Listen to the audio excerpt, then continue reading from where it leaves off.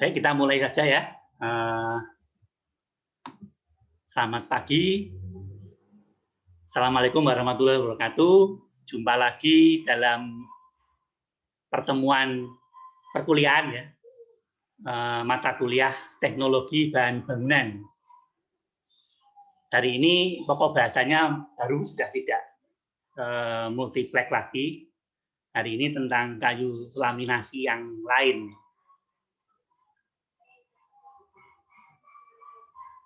Untuk itu saya langsung untuk mempersingkat waktu, saya langsung share screen saja ya.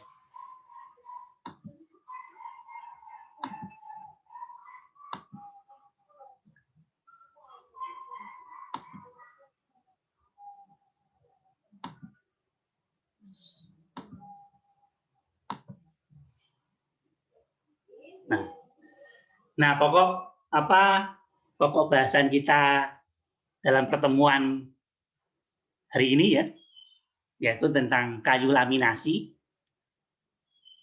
tentang CLT dan DLT ya. Nah, apa saja yang akan saya sampaikan dalam perkuliahan daring ini, yaitu tentang proses pembuatannya dan teknik sambungannya untuk membentuk arsitektur atau rumah tinggal. Kalau kita ketik di internet ya, dengan kata kunci rumah kayu, maka akan muncul ya, terutama image atau gambar ya, kita klik image atau gambar, maka akan muncul rumah-rumah kayu yang gambarannya seperti ini. Jadi rumahnya hanya satu lantai atau mungkin dua lantai, bentangnya pendek-pendek ya, mungkin 6 atau 8 atau 9. Nah, ini kenapa kok bisa seperti ini? Nah, jadi jawabannya adalah ini menggunakan kayu solid ya, kayu utuh. Kayu utuh itu di pasaran, yang dijual di pasar itu selalu ukurannya standar ya. Ukurannya standar. Apa saja, seperti apa ukurannya? Nah, kita lihat. Nah, ini gambarannya ya, kayu utuh itu seperti ini, jadi benar-benar kayu hutan, biasanya kayu keras ya. Biasanya kayu keras. Nah, umumnya yang dijual di pasaran itu kalau rank 23 itu ya ada, kalau di SKB 1 ini sudah dijelaskan ya. Ini kursor saya kelihatan ya, 2 itu 2 yang di sini, 3-nya yang sana ya. Ini 2, ini 3. Panjangnya 3 meter, 3 meter ke sana kan, diameternya ke sana. Diameternya panjangnya. Atau ada juga yang 34 ya. Ada juga yang 35 ya, rank itu ada juga yang 35. Nah, ini tergantung penutup atapnya itu apa. Lalu ada juga kasau ya, ukurannya 46, 57. Ada juga balok ya. Balok ini mungkin gambar ini yang gede ini, ada 510, ada 510, ada 612, ada 812. Rata-rata panjangnya antara 3 sampai 4 ya, yang dijual di pasaran itu antara 3 sampai 4. Kemudian papan ya. Papan 220 atau 320. Ada juga yang 10-10 ya. 88 itu ada. Di Palangkaraya itu ada yang juga 88, karena rumah-rumah kayu dulu itu tiang-tiangnya itu, perancahnya itu 88, ukurannya 8 cm, 8 cm. 10-10 juga ada. 20-20 juga ada ya. 20-20 juga ada. Tapi biasanya di pasaran jarang sekali yang 20-20. Jadi inilah mengapa rumah-rumah kayu yang tadi saya tampilkan itu kok tidak bentangnya lebar, tidak bangunannya tinggi. Ya karena ya modular ini ya, modul dari pasaran yang dijual di banyak penjual kayu itu ya ukurannya seperti ini ya. Lazimnya umumnya seperti ini. Itulah mengapa rumah-rumah kayu yang kalau kita ketik itu ya tidak tinggi-tinggi, tidak panjang-panjang, tidak lebar ya. Kalau kita ketik lagi ya, misalnya Timber Architecture ya, wah ini muncul ya, bangunannya tinggi, lebar sekali, panjang sekali, bahkan ada yang kayunya melengkung, nah bisa melengkung ya, bisa melengkung kenapa? Kemudian ada yang gede-gede ya, atau kita ketik lagi wooden architecture ya. Nah, wooden architecture itu ya tampilannya ya seperti ini ya. Panjang-panjang, tinggi-tinggi, ada yang 4 lantai, ada yang melengkung ini yang di pavilion ini ya. Nah, ini kan melengkung ini. Atau kalau kalian men-search lagi ya, mencari lagi di internet itu tentang bagaimana konstruksinya misalnya, nanti akan muncul seperti ini. Kayunya gede-gede ya. Kayunya gede-gede. Ini yang warna-warna biru itu sumber ya, sumber gambar saya ambil dari mana. Dan nanti ini saya PDF-nya saya share di grup, nanti Anda bisa ngeklik gitu ya. Nah, ini kalau kita lihat yang gambar yang pertama ini orangnya, kalau orangnya ini tingginya 70 misalnya ya. Nah, ini kan kayunya separuhnya ini ya. Berarti ini kayunya ini yang ini ya. Nah, ini kayunya itu berarti berapa? 170 bagi 2. 80-an 85 cm ya. 85 cm itu. Nah, kalau 85 cm itu kan sama saja satu diameter kayu besar ya. Kan nggak mungkin ya. Nggak mungkin. Atau lihat jembatan ya. Jembatan kayu ini juga gede-gede balonnya. Dari apa ini? Atau ini ya. Nah, ini tangannya sekecil ini. Wah, ini kayunya gede ini. Atau ini lihat yang ini. Orangnya kecil sekali, kayunya gede sekali. Pertanyaannya, ini pakai kayu apa? Nah, pastikan kalian juga bertanya, terus ini pakai kayu apa? Pakai kayu utuh? Ya nggak mungkin ya, pakai kayu utuh.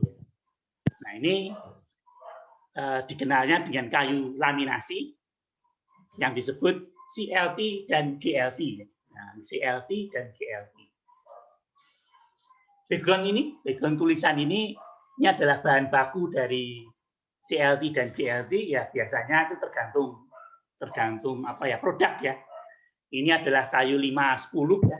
Biasanya CLT dan GLT ini adalah kayu-kayu ringan, misalnya sengon ya. Jadi bukan kayu-kayu keras seperti kayu Kalimantan misalnya Meranti, misalnya ulin. Nah, ulin kalau dibuat ini ya juga kurang efektif ya, kurang efisien ya, karena CLT dan GLT itu adalah kayu-kayu ringan yang dibuat agar kualitasnya seperti kayu keras ya, seperti kayu ulin dan sebagainya. Nah, apa itu CLT? CLT adalah sejumlah lapisan kayu yang dipotong dari satu batang kayu, direkatkan secara simetris, direkatkan dengan di setiap lapisan luar bergantian pada sudut 90 derajat. Teknik yang paling umum adalah dengan menggunakan jumlah lapisan ganjil yang direkatkan dalam orientasi yang sama. Jadi lapisannya itu ganjil. Proses ini pertama kali dikembangkan di Austria, di Jerman pada tahun 1990-an. Adalah Gerhard, seorang peneliti Austria yang berkontribusi besar dalam penelitian CLT. CLT mengalami ledakan penggunaan di seluruh Eropa pada awal 2000-an dan dalam perkembangannya tidak pernah melambat sejak saat itu. Dan ini ada teknik pembuatan CLT, Anda perhatikan ya, numpuknya balok ya. Numpuknya balok, jadi yang lantai yang papan dasar itu arahnya ke sana ya. Yang kedua arahnya ke sana, yang ketiga arahnya ke sana. Nah, nanti bedanya dengan GLT itu apa? Jadi makanya ini kalau di bahasa Indonesia kan namanya kayu laminasi silang, karena numpuknya itu silang-silang. Yang pertama dasarnya ini, yang kedua seperti ini, yang di atasnya seperti ini, yaitu itulah yang disebut dengan GLT. Lalu apa GLT ya? Nah, GLT glue ya,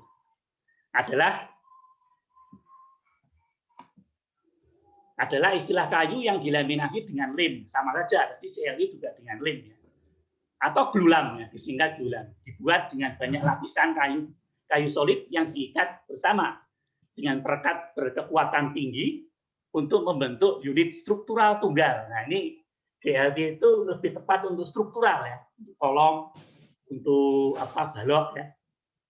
GLT atau glulam memiliki sejarah yang panjang. Ya. Glulam pertama kali digunakan pada tahun 1842 di Gereja Holy Trinity di Inggris. Ya. Di sekolah King Edward VI juga memiliki struktur atap glulam yang dibangun pada tahun 1866 yang masih berdiri sampai sekarang. Di Indonesia juga ada, ya. Nanti ada gambarnya. Ada fotonya saya tampilkan, ya. Dalam perkembangannya, nah ini lem resin ditemukan pada tahun 1928. Dengan penemuan lem resin memberikan alternatif bagi teknik glulam karena tahan air, mempunyai kekuatan rekat tinggi, dan juga lebih mudah untuk digunakan. Nah, ini ada contoh teknik perekatannya, ya. Jadi yang pertama itu ke arah sana, lapisan kedua juga ke arah sana, lapisan ketiga juga ke arah sana. Bedanya ini seperti menata bata, ya. Jadi misalnya yang pertama ini, yang kedua tidak seperti ini. Misalnya tangan saya nih, ya, ini adalah jadi seperti ini, tidak seperti ini, jadi agak selang-seling, seling terus jadi kena lagi. Yaitu teknik pembuatan CLT. Nah, kalau berupa tiang dan balok, ya kira-kira seperti ini. Di satu panjang ini, ya, dijadikan ditumpuk-tumpuk. Ini di Kalteng pernah ada, ya, tahun 70-an, ya.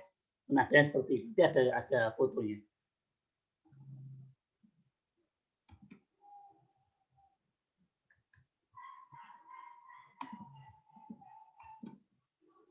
Lalu perbedaannya antara CLT dan GLT apa? Nah, ini CLT mempunyai kekuatan dan keragaman sifat, mengurangi waktu perakitan dan tenaga kerja, ya. Tahan api, ya, karena ini produk industri, jadi dibuat tahan api.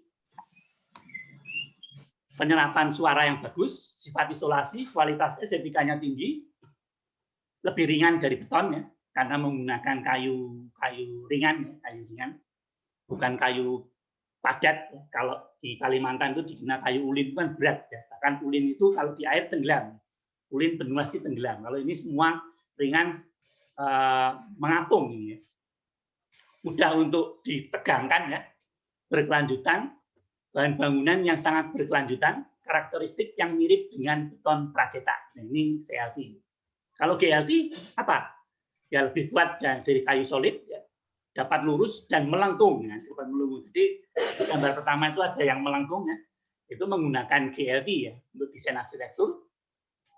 Dapat lebih besar dan berukuran panjang, beda dengan CLT. Ya. GLT itu bisa panjang sekali. Tingkat stabilitas dimensinya tinggi, memiliki kemampuan untuk struktur, ya, tahan api, mudah dipasang, berkelanjutan, kualitas penyerapan suara yang bagus, peningkatan kecepatan untuk konstruksi, dan dapat menghemat antara 5–25% dari biaya bangunan. Nah, gambar di bawah itu ada ilustrasinya, cara membuat, ya, teknik perakitannya antara CLT dan GLT. Beda kan? Kalau yang CLT itu silang-silang, kalau yang GLT itu sama, ya, arahnya sama. Cuman ya numpuknya itu seperti numpuk batu bata, ya. Ada tidak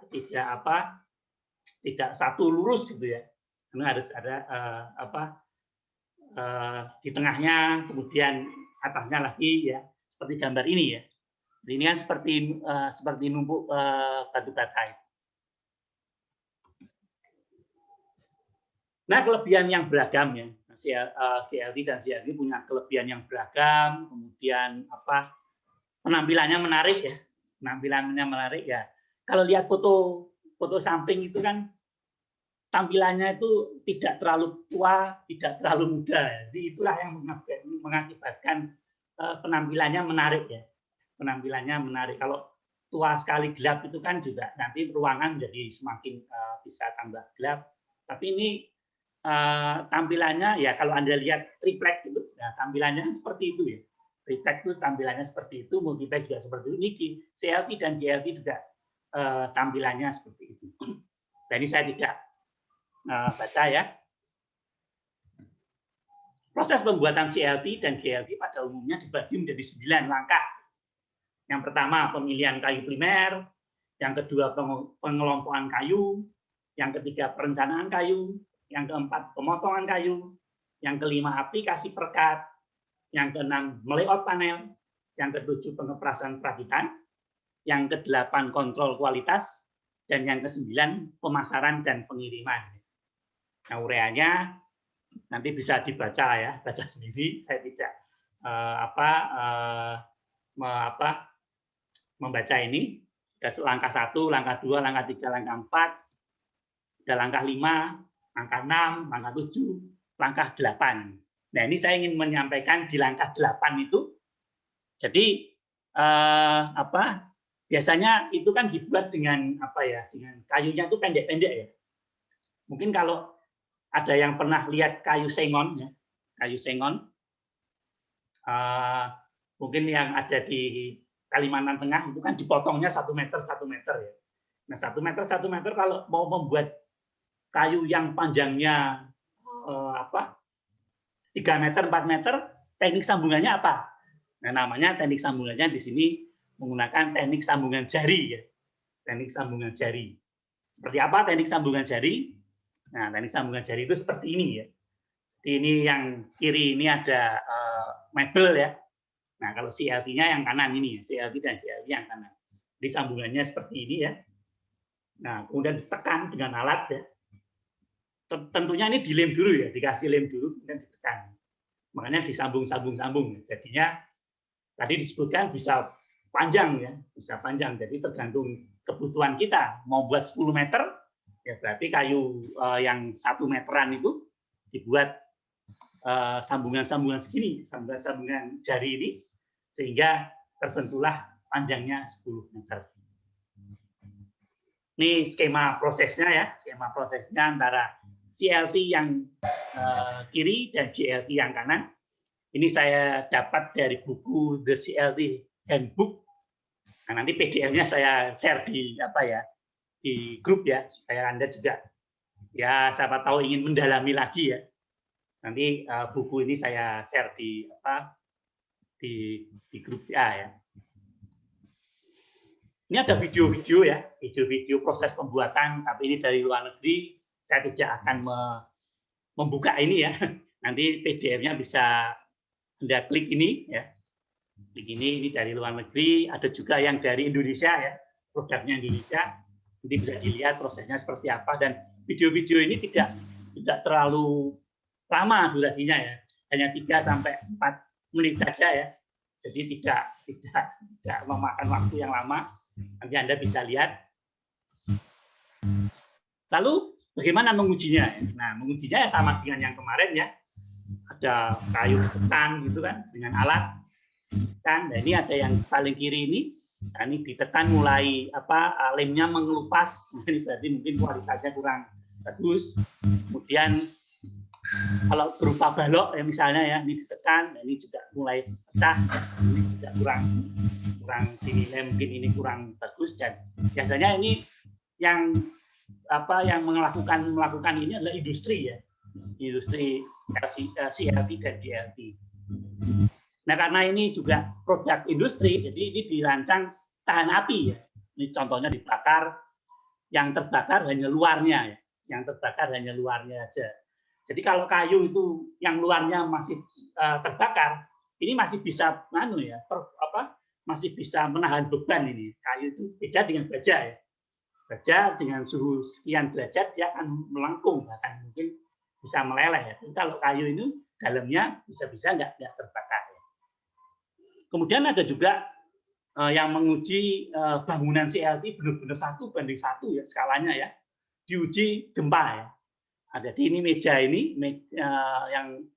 yang biru ini, meja gempa ini dia bisa bergoyang. Nah ini kan nanti bisa seperti ini.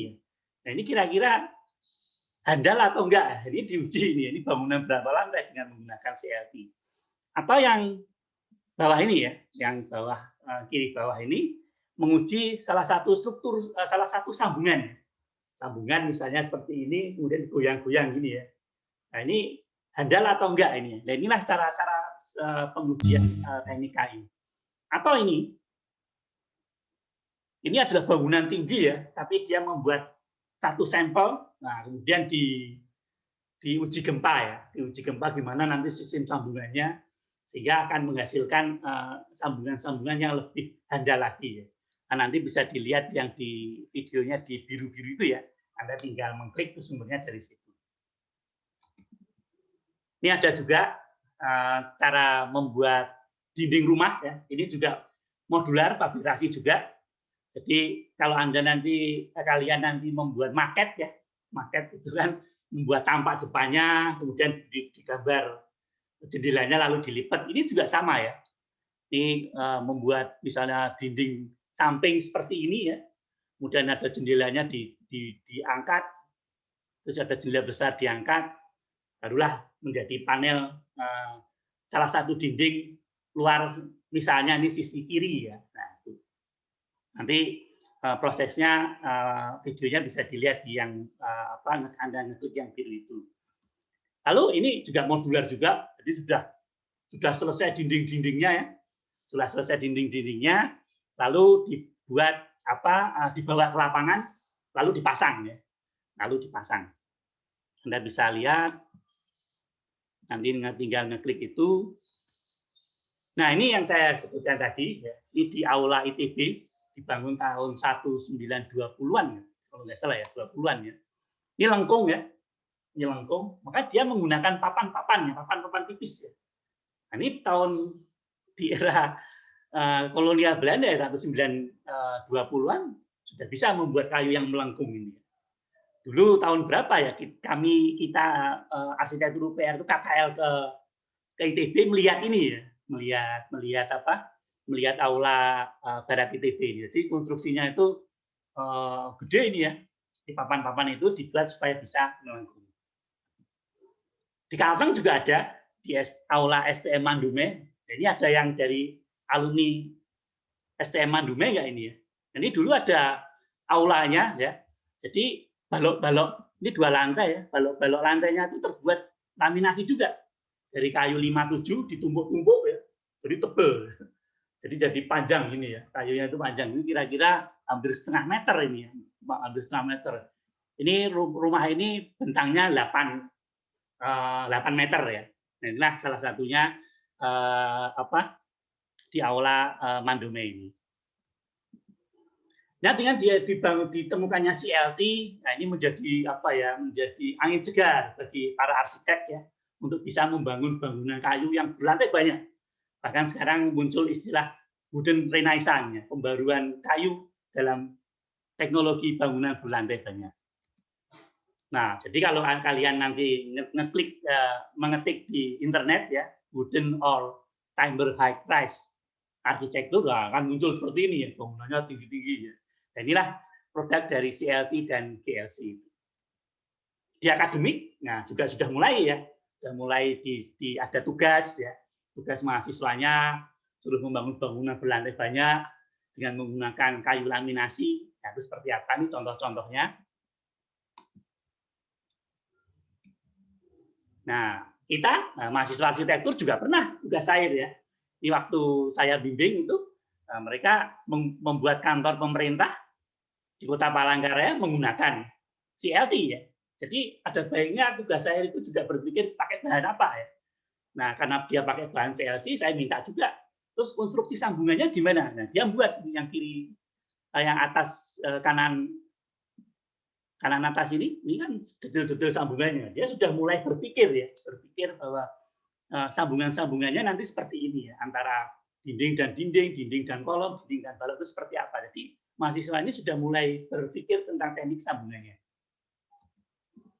Nah, ini ada contoh ya, bangunan berlantai banyak. Tapi yang paling penting itu ini ya. Jadi meskipun pakai CLT atau GLT tetap berkombinasi dengan beton ya. Ini di lantai dasar dia menggunakan beton. Anda tahu kenapa menggunakan beton? Nah, kenapa menggunakan beton? Ya lantai dasar itu kan karena lembab ya, karena hujan. Nah, jadi CLT ini tetap apa ya, tetap menghindari dari kelembapan dan air hujan. Kemudian core ya, ini ada core ya, ini ada core tempatnya lift, itu tetap menggunakan beton ya. Jadi penggunaan CLT itu pasti berkombinasi dengan beton dan baja ya, walaupun mungkin CLT-nya lebih banyak ya. Nah, ini pertanyaannya ya, bagaimana teknik sambungannya guna membentuk rumah atau arsitektur? Nah, untuk mempresentasikan ini mungkin ada baiknya kita sesi tanya jawab dulu ya, sesi tanya jawab dulu tentang tadi ya, yang saya presentasikan itu. Baik, saya share dulu, saya stop dulu ya.